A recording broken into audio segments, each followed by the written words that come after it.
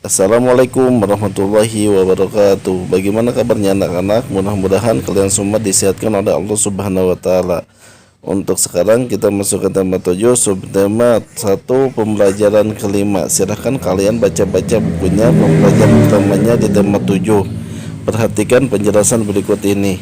Dampak peristiwa Sumpah Pemuda 1928.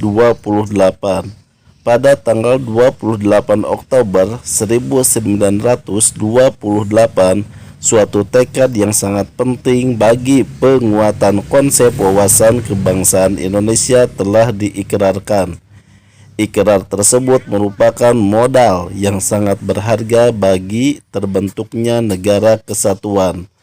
Tekad untuk bersatu dan mengesampingkan alasan-alasan kedaerahan, kesukuan, keturunan, keagamaan, dan golongan.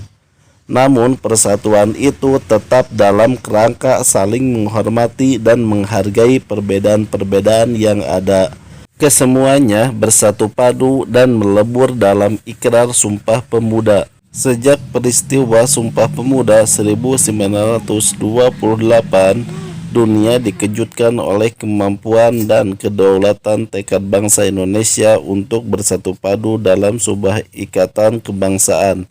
Pengaruhnya pun sangat besar bagi organisasi pergerakan, organisasi-organisasi politik yang lahir setelah peristiwa Sumpah Pemuda semuanya memakai kata Indonesia dalam namanya.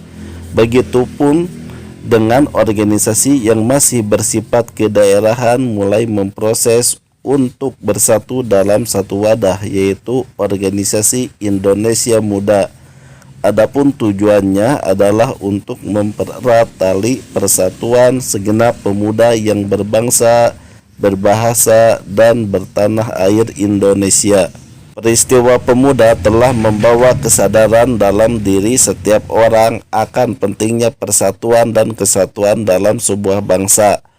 Penyatuan berbagai sifat kedaerahan menjadi sifat nasional terus dilakukan. Peristiwa Sumpah Pemuda menegaskan rasa senasib, sepenanggungan sebagai satu bangsa.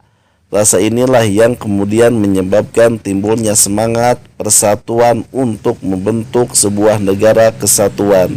Sebelum kalian mengulas teks yang tadi Bapak bacakan, kita perhatikan dulu ya apa yang dimaksud dengan ulasan teks atau teks ulasan.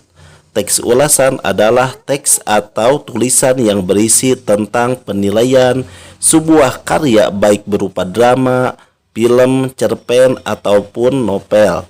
Teks ulasan bertujuan untuk memberikan penilaian terhadap karya tersebut untuk mengetahui kelebihan, kekurangan, kualitas sebuah karya tersebut.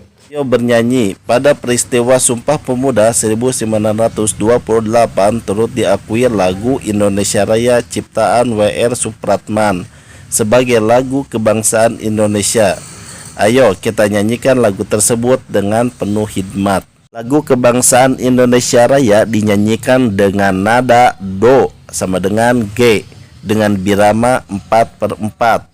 Lagu kebangsaan Indonesia Raya juga termasuk lagu yang dibawakan dengan semangat bergelora atau nama lainnya disebut konbravura. Selanjutnya silahkan perhatikan peristiwa mengembun dan menyublim.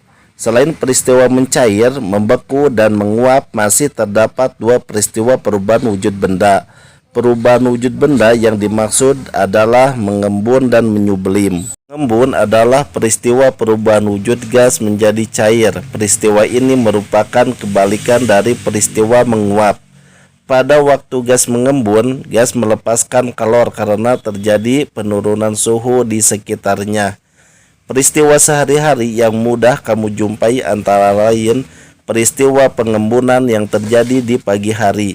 Meskipun pada malam sebelumnya tidak terjadi hujan, tetapi pada pagi hari terdapat tetesan air pada tanaman yang berada di luar. Kamu juga dapat menjumpai beberapa tempat terasa lembab oleh air. Peristiwa mengembun ini terjadi karena uap air dalam udara menyentuh permukaan seperti permukaan daun atau permukaan yang lainnya. Menyublim merupakan peristiwa berubahnya wujud zat padat menjadi gas. Mengkristal adalah perubahan wujud gas menjadi padat. Peristiwa lenyapnya kapur barus yang diletakkan di dalam lemari sering dijadikan contoh peristiwa menyublim. Contoh peristiwa ini terjadi pada saat uap iodium yang mengkristal menjadi padatan pada saat didinginkan pada suhu tertentu. Mudah-mudahan penjelasan ini bisa kalian mengerti. Wassalamualaikum warahmatullahi wabarakatuh.